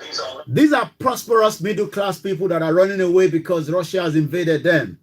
But already we have prosperous middle-class southeastern, middle-class southwestern, middle-class northerners that are being killed by the ISILs and the terrorists that have been in the country, and that still makes Nigeria the third most terrorized country in the world. But nobody cares as long as we are not the same color with them. Obviously, refugees trying to get away from areas in the Middle East that are still in a big state of war. These are not people trying to get away from areas in North Africa. You see, he's already comparing us to North Africa, South Africa, West Africa. Good evening to you, Tajuddin. Good evening to you, Mrs. Munisola Temilade says, Nigeria was created with a patch up. Yoruba is an indigenous foundation nation, and there's no doubt about that. By the end of this month, we hope Chief Sunday Igboho will be released. There's also a rally being put together in Washington, D.C. I'll be giving you all the details of that as well. But the question we should be asking ourselves is Nigeria a country? We're just about 10 minutes away. So let's leave that anyway, because I'm sure you got the message that, we are not welcome as much as you might believe that you are welcome across the globe. There's still fuel scarcity. The prices is pumping up as quickly as possible. How much have you bought the price? How much have you paid for the petrol? For those of you watching us from Nigeria, somebody, Eyiton Tosin, already told us that he has already paid about 300 naira. Yesterday, Baba Ekiti told us in Ekiti State, it's about 250 naira, so it's gone up by 50 naira. Maybe you might want to share with us, what price have you been paying to buy petrol? I think somebody says they paid about 700 naira. So the black market is also going up as quickly as possible. Once again, we want justice for Kokuru or Lamilekan that was killed by Alhaji Lamid, also known, Lamidi rather, Mukaila, also known as Auxiliary, and his gang, where Kokuru was killed and his body was nowhere to be found as we speak today. So the question is, what is the Commissioner for Police is doing about that? All these are reasons why some of us are saying that maybe it's time to hang the boot of Nigeria and allow new nations to be birthed out of it. Let's hear this from one of our very good evangelists, Ibube. Why there is high rates of issue in Nigeria. Number one is our politicians. The difficult condition that the politicians have put the country and the citizens into is one of the reasons many are into issue in Nigeria. These people have destroyed the destiny of millions of Nigerians by stealing the funds and resources that is meant to be kept for the future generation. Just one politician also can steal money that will be enough to feed millions of Nigerians and make their life comfortable. I want to ask a question. All this money they are owing and borrowing from the foreign countries, who do you think that will pay the money? The point is that some of them that are borrowing, spending and stealing the money may not stay up to 10 or 20 years because of their age. They may not be alive to pay back, therefore causing more hardship for the younger generation. These people have really made things difficult for the citizen. The money that should be used to build factory that will provide job opportunity for millions of Nigerians will be shared among the few of the leaders, while many are jobless. Nigeria is a land full of milk and honey that can be enough. We get that all the time. Nigeria is a country full of milk and honey, but the milk and honey is not flowing through to every Nigerian at home, and that is why some of us have said that it is better that we have a referendum and decide the fate of who wants to be in Nigeria and who doesn't want to be in Nigeria. So as we're going to be moving quickly, let's hear this.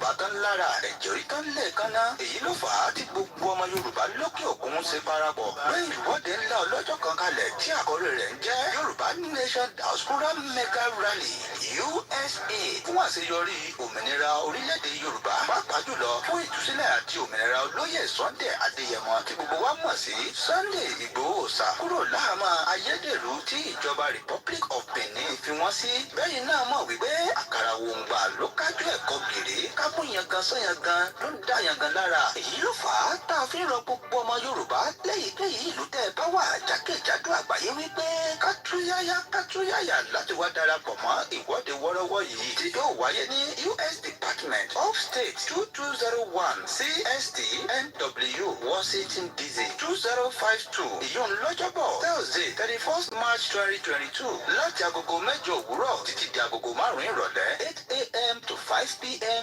USA time. Bákan náà láti máa ṣàfihàn ìwọ́de wọ́rọ́wọ́ yìí tó bá ń lọ lọ́wọ́ lórí Yorùbá Kingdom TV, Ìjìnlẹ̀ Media, Àkoikimedia, Ọmọbọ̀rí Owó Media, Ọmọọba Lànà Media, Yorùbá Radio TV, Iye Dára Talk Show àti gbogbo àwọn ìkànnì mìíràn tó sọ̀rọ̀ sókè lórí òmìnira orílẹ̀-èdè Yorùbá. Fún ẹ̀kúnrẹ́rẹ́ àlàyé síwájú sí tàbí fún ọ̀kan òjọ̀kan ìbéèrè tẹ́ bá ní ẹ lè kàn sí wa látòrí www.megarally.org tàbí kẹ́ bá wa sọ̀rọ̀ látòrí info@megarally.org. Bákan náà ni ẹ ti lè pe Mr. Tajudeen Adé Secretary lórí +1. So that is about that. As we are winding down from here, I've just picked up an headline that is coming from one of the dailies in Nigeria. The Nigeria in the process of total collapse. This is coming from the former INEC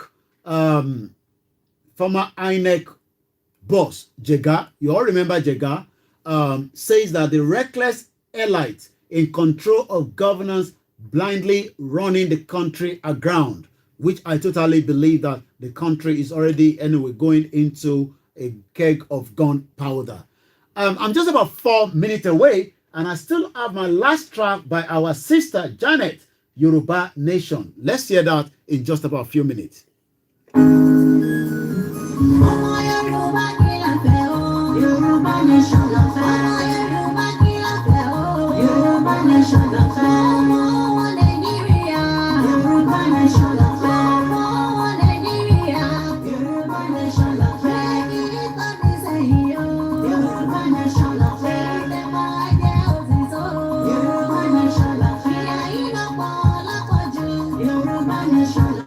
Once again, as we're winding up from here, this has been Starr Radio UK. This is Starr Radio UK. Welcome. As I'm going to be leaving you tonight in just about 3 minutes, I would like to appreciate and thanks every one of you, that have stayed tuned with us. Those of you watching us from Turkey, those of you watching us from Burkina Faso, from Ivory Coast, from Benin Republic, from Liberia, from Libya, from Thailand, from New Zealand, Australia, United States of America, Canada, and especially those of you that are watching us from the Yoruba land, I say thank you very much.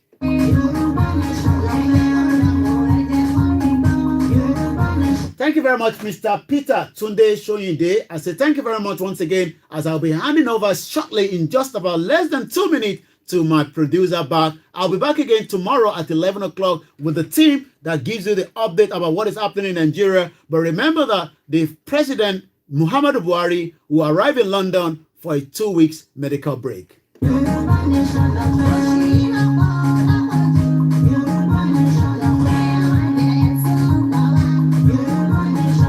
I would not have been able to do this without all the team that are working behind the scene. But once again, if you've just joined us, this is broadcasting worldwide, online 24/7.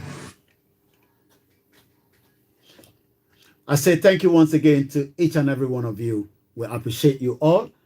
You join me on my normal social media handles, as you know, tomorrow again, when we continue with the conversation, the awareness about Yoruba Nation, a peaceful movement, a movement that continue to gain expertise, a movement that is also enlightening millions of Yorubas and non-Yorubas about the situation as well. So, and on that note, I'm going to be saying thank you very, very much. From here, I say bye for now.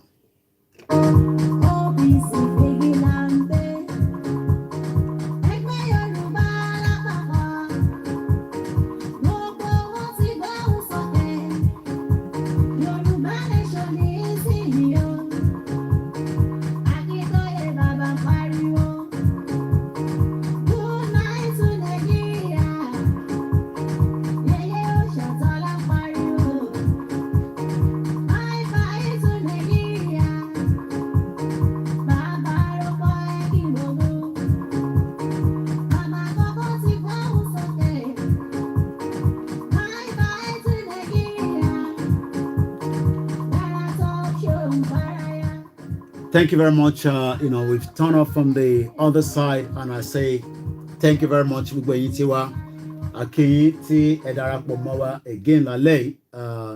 I'll be back again. Tomorrow is another day. Make sure you tune in to. Make sure you tune in to our broadcast as usual. This is the studio. This is how we do things. I appreciate every one of you. It's been a long day. We couldn't have done this without every single one of you. Be rest assured that Yoruba Nation, Mawaye Lagbara alone. So we all have a work to do. I'm just playing my own role, using everything I know, using every opportunity that is available to us.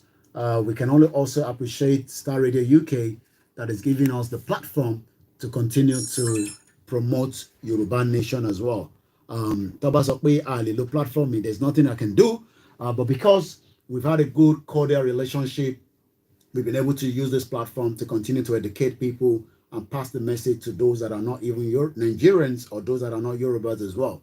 So make sure you stay tuned. Bye for now. But as you know, I'll be heading out from here, and I'll be doing what they call the street awareness as I can catch up if I have the time to do so. So make sure you stay tuned. Thank you once again to each and every one of you. We had a good turnout as well on the MixLR tonight. Almost about 6 people. I don't know you all, but all I can say is you're part of the team, each and every one of you. We couldn't have done this. I'm glad Yoruba Nation, whether they like it or not, we would educate people. We would tell them the reason why we need to leave Nigeria peacefully, but we will go through the M1. I'm sure you all understand that. So I have to go now so that I can start getting ready. It's a long way back home, as usual. But I say, Odaro, bye for now. Because we're not like ṣiṣẹ́ yẹn. So let me allow you to go and take a bit of rest while I get myself tidy up as well. So this is what it looks like. For those of you that probably want to know what the studio looks like, let me show you the back end. So things that you probably will not see. These are what can be done if only Nigeria was working. But what they've done in Nigeria is they've created a system where they've allowed everything to look like it's a. So right there you can see, if you look behind me, I have my laptop there that is also streaming back into our software. So this is our MixLR. You can see there. We're also live on the Àkoikimedia. I can see you. You can see them. You can see each other. So that's the beauty. So this is what it looks like. Imagine having all these gadgets and then to be using generator in 21st century. Are we not? For those of you on Instagram as well, so you can see we're live on Instagram. Everybody can see each other. That's Instagram. So I appreciate every one of you. Tiabag by Yoruba Nation. We will have multiple different radio bloggers, V-blogs, whatever, without needing, you'll be paying for the electricity. It's not free, but you will also have, a proper, studio, not the one that around, all those things that make people scared not to say things. It's because of the government. Government ló ń dẹ́rù bà yín. So what the government is done is, what the choir jayi. So tẹ́ bá ti sọ̀rọ̀ báyìí. Ẹgbẹ́ tèmi sọ̀rọ̀ tí mò ń lambast Ṣèyí Mákindé yẹn. Tó bá sùn wá gan ní UK gan, a máa gbowó lọ́wọ́ ẹ̀ ní. Orúkọ tó fi ń ná nìyẹn. Àbọ̀rọ̀ mi ò yé nísìn. Imagine tó bá yẹ pé Nàìjíríà ní radio station kan tí ń lambast Ṣèyí Mákindé. A ti ní kọ́ lọ kó sójà síwájú radio station yẹn. Wọ́n fi pé those soldiers, those security that is meant to protect your life, but they're using it against you. I understand don't pay freedom more. All the things I've said here, is still under the of company. So it's nothing new. On lambast the governor you get a prime minister going to lambast embassy governor. But the shebe in Nigeria, because the bat is shebe, or my fellopa, or my few threatening, or my soldier, or my few threatening, you get a shinjaya. Whatever power diaspora, we don't give a care, we don't give a toss. Because we don't one more. If you show you marking that was in London, you to your governor. She work with Àkoikimedia, but Kawaba on she transmission. You understand this thing? So, and that's why they're scared of us. One more power diaspora. They love only for low till my fi to any bready jet. But enter one listen. tí gọ́vnà bá ní kó gba 10 million nísìn hey gọ́vnà hey gọ́vnà but tó bá wà nílùú òyìnbó tó ń ṣiṣẹ́ dáadáa right 10 million yẹn probably is about maybe 10,000 pounds or somewhere around there, I don't know. You can easily even get that as a loan. You can even get that as a grant. You can even get that if you're working very hard. Aláwọn ìyá wa kankan tán wò mí nísìnyí yẹn pé brand new car ló ń gùn lamẹ́ríkà ní UK ní Canada owó ara wọn lọ́ fi ìràwọ̀ ṣe ní finance tó ṣiṣẹ́ dáadáa tó dẹ̀ save owó Nàìjíríà làwọn èèyàn save owó gan ẹ̀ mọ́bi tó wo yín lọ. It's a shit hole country but tẹ́ ẹ̀ bá ní ká lọ ẹ̀yin lẹ́ máa jìyà ṣeré àwọn táwa nílò òyìnbó àwọn máa wà okay but àwọn ọkọ̀ nílé wa lé ni but èèyàn lè lọ lù mí ẹ̀ kò yẹ nísìn but ilé lọ́ máa ń pè ní àbòsími oko ìyẹn kọkàn lè wálé mọ́ nísìn ṣòṣó yé gbogbo yín nísìn kẹ fi ẹ fà wá sílẹ̀ ẹ ká máa fi mídíà ká máa fi bàtà yé wọn jẹ́ láti bíbà mo fẹ́ kí Ṣèyí Mákindé kó respond ìyẹn mo ṣe gba orí ẹ̀ mo ṣe gbá sí fún ládàá mo gbá sí gidi fún ni mo gbá sí gidi fún mo fẹ́ kó jáde kó sọ pé kò rí bẹ́ẹ̀ kó sọ pé gbogbo tí mo sọ yẹn kò rí bẹ́ẹ̀ ṣùgbọ́n lè gba lọ́ọ̀yà ní UK kó ní kí lọ́ọ̀yà kọ lẹ́tà sí Àkoikimedia àwa bá fa wèrè lọ́yàn díẹ̀ ló kù fún gbogbo wọn M1 láti máa gbà kọjá bọ̀ ẹ jẹ́ ká kọ́kọ́ máa ṣàwẹ́nẹ́sì yẹn lọ́nà pé kò ní gbẹ́ M1 kọjá ní fanfai ó máa gbàbẹ̀ kọjá international community àwọn ọmọ wa lájà ìyẹn kan ló sì ń jà nísìn tí gbogbo wa bá bẹ̀rẹ̀ sí ń jà right wà á mọ̀ pé ẹja parí ìjà yìí so bó ṣe jẹ́ nìyẹn so we will catch up again again this is what the studio looks like imagine gbogbo gadget àtúntàn air condition sókè kò yẹ yín nísìn kíyàn wá ní gbogbo ilé kẹ wá máa fi generator kẹ máa fi power ìlú òṣì ìlú burúkú ìlú tó ti àlákà ìlú tó yẹ ká ti jù sínú ocean kó máa sink lọ lé kó máa bá rédèrèdè lọ àwọn ń gbàdúrà làwọn kan tún àwọn kan ṣọ́ọ̀ṣì kan àti mọ́ṣáláṣí kan àwọn yẹn orí àwọn yẹn ò pé ẹ̀yìn ṣì ń gbàdúrà fún Nàìjíríà God bless Nigeria Ọlọ́run ṣe olóògbé bless Nigeria tí bá fún yín nígbà tí gbẹ̀yìn ṣọ́ọ̀ṣì àti mọ́ṣáláṣí tẹ̀ ń deceive àwọn èèyàn nílé God bless Nigeria God bless Nigeria ẹ̀rọ epo ní 300 naira per litre èyí tó yẹ kẹ máa fòkò kẹ wá òkò gidi kẹ rà sínú ilé kẹ máa lọ wọn lóko tó bá ṣe kọjá báyìí kẹ nà wọn lóko gidi kẹ fòkò kẹ fi bà gbogbo táyé wọn jẹ́ ẹ̀rọ epo ní 700 naira tó yẹ kẹ ti bọ́ sí títì ní sí kẹ máa jà ẹ̀ ń dúró de Koiki àbí ẹ̀ túbọ̀ dúró à ń bọ̀ ó dàárọ̀.